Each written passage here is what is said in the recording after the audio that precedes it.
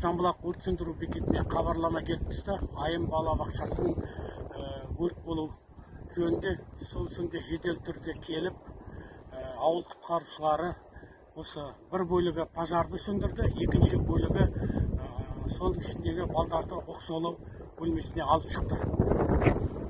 Қазіргі таңда өрт толығымен сөндірілді.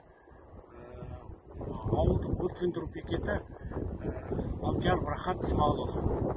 Менің аты жөнім облыстық балабақша меңгерушісі Дүйсенбай Үміт Нұрәденқызы.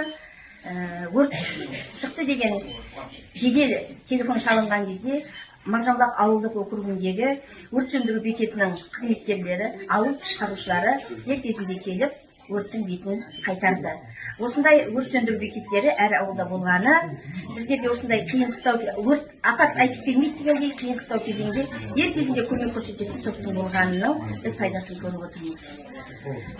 Зардап шеккендер болған жоқ, қызметкерлер де, балалар да дін аман, қазір үйлеріне таратылды.